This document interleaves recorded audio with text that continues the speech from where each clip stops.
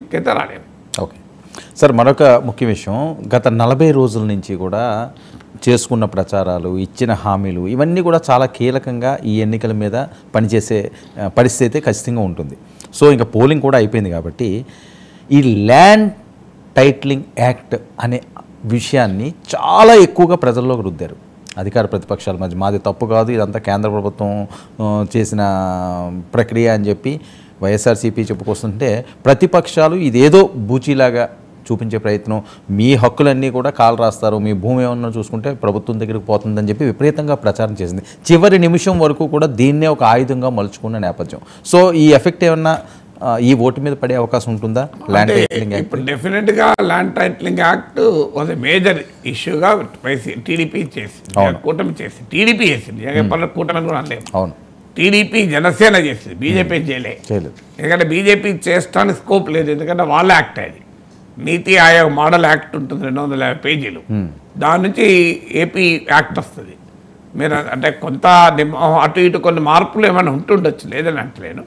But ప్రైమరీగా ఇది నీతి Aayog initiative, Purandeswari statement కూడా ఉంది కదా, నీతి ఆయోగ్ ఇనిషియేటివ్ అని చెప్పింది ఆమె అంగీకరిస్తూ. అయితే రాష్ట్ర ప్రభుత్వాలకు స్వేచ్ఛ ఉంటుంది, అడాప్ట్ చేసుకోవచ్చు, చేసుకోకపోవచ్చు అని. కానీ బట్ ఇది నీతి ఆయోగ్ యాక్ట్, బీజేపీ యాక్టే. అందువల్ల బీజేపీ యాక్ట్ టీడీపీ రద్దు చేస్తా అని చెప్పి పెద్ద క్యాంపెయిన్ నడిపింది. సో అందువల్ల బీజేపీ దాన్ని ఓన్ చేసుకునే అవకాశం లేదు ఆ క్యాంపెయిన్. బట్ టీడీపీ ఓన్ చేసుకున్నామా నిజం మీకు, ఎందుకంటే మీరు అన్నది నిజం. ఈవెన్ 2 days బిఫోర్ అడ్వర్టైజ్మెంట్ తీసుకున్న ఆంధ్రప్రదేశ్లోని అన్ని న్యూస్ పేపర్లో పేజ్ 1 మీ భూమి మీది కాదు అని. ఎందుకంటే ఇది సైకాలజీ, నేను ఇదివరకు కూడా చెప్పాను, ఈ సైకాలజీ అంటే ఫియర్ అవర్షన్ సైకాలజీ అంటారు. అంటే పొటెన్షియల్ గెయిన్ తనకు. ఇంకొప్పుడు చంద్రబాబు నాయుడు పథకం, మేము పెన్షన్ 4,000 ఇస్తాను అన్నాడు. ఆ 4,000 ఇస్తాను అంటే తనకు పెన్షన్ 4,000 అందితే ప్రయోజనం కలుగుతుంది అన్నదానికి ఆకర్షణ అయ్యాడు కన్నా, భూమి పోతుంది, ఆస్తి పోతున్న దానికి వికర్షణ ఎక్కువ ఉంటుంది.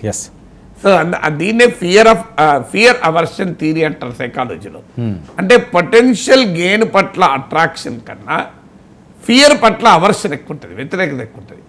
ఈ థియరీని పవర్ఫుల్గా కూటమి చాలా ఎఫెక్టివ్గా, మామూలు ఎఫెక్టివ్ కాదు, they made it a very big issue. ఒక రకంగా వైసీపీని కలవరపెట్టింది ఆ ఇష్యూ. ఒకవేళ రేపు కూటమి అంటూ గెలిస్తే one of the most significant factor contribute చేసింది ఏంటంటే, జనసేనతో పొత్తు తర్వాత ఈ భూమి భయమే, భూమిపై క్రియేట్ చేసిన భయమే. వాళ్ళు సక్సెస్ఫుల్గా క్రియేట్ చేసిన మాట నిజం. భయపడ్డారా జనం అనేది రేపు పోలింగ్ ఈవీఎంలు తెలుస్తుంది, ఆ జోలికి నేను వెళ్ళలేను. కానీ అది మాత్రం చాలామంది అనేది ప్రశాంత్ కిషోర్ ఐడియా అంటారు. ప్రశాంత్ కిషోర్ నాకేం సంబంధం లేదు అనుకుంటేనే ఎన్నికల రోజు హైదరాబాద్లో ఉన్నాడు. ఎన్నికలకు ముందు కొన్ని రోజులు హైదరాబాద్లో మకాం వేశాడు.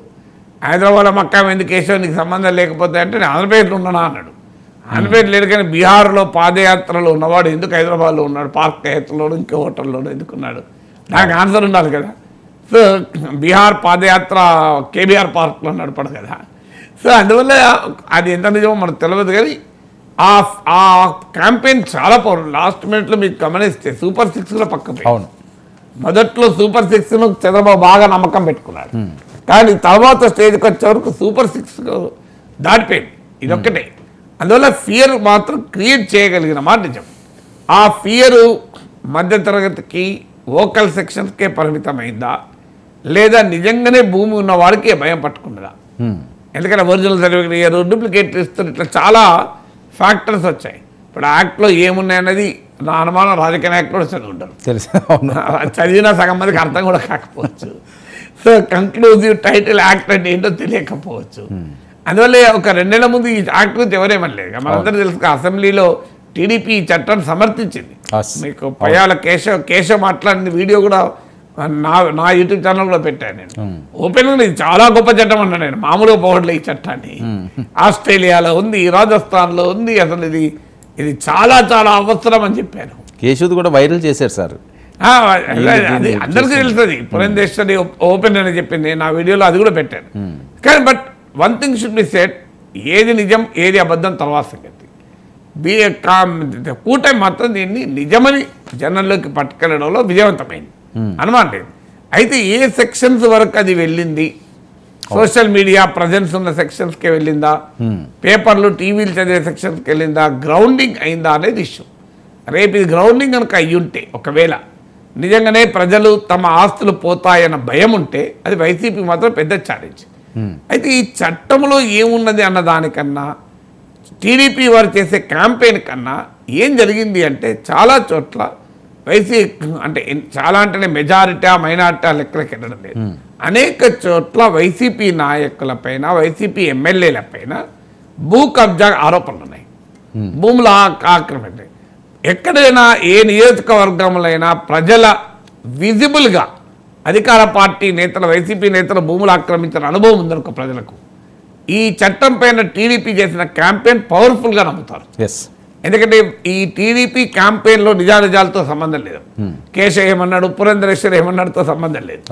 బేసిక్ సంబంధం ఏంటి, వాళ్ళ రియల్ లైఫ్ ఎక్స్పీరియన్స్లో గనక అధికారాన్ని ఉపయోగించుకొని వైసీపీ నేతలు భూములు ఆక్రమించిన ప్రాంతం ఉంది అనుకుందాం, విజిబుల్గా వాళ్ళ దృష్టిలో ఉంది, అక్కడ మాత్రం ఈ చట్టం పైన కూటమి చేసిన ప్రచారం చాలా ఎఫెక్ట్గా పోతుంది. అందువల్ల ప్రజలు నమ్మింది చట్టం చదివి కాదు, నమ్మినా నమ్మకపోవడం అనేది.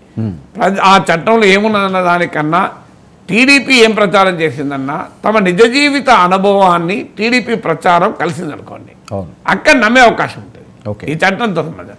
అందువల్ల అందువల్ల it's a very important thing to watch. Andhra Pradesh ఎన్నికల ఫలితాన్ని ఏ రకంగా ప్రభావితం చేస్తుంది అన్న ముఖ్యమైన అంశాల్లో ఈ ల్యాండ్ టైటిలింగ్ యాక్ట్ అనేది చాలా చాలా కీలకం. జూన్ 4ని అసలు దీని పర్యవసానం ఏ రకంగా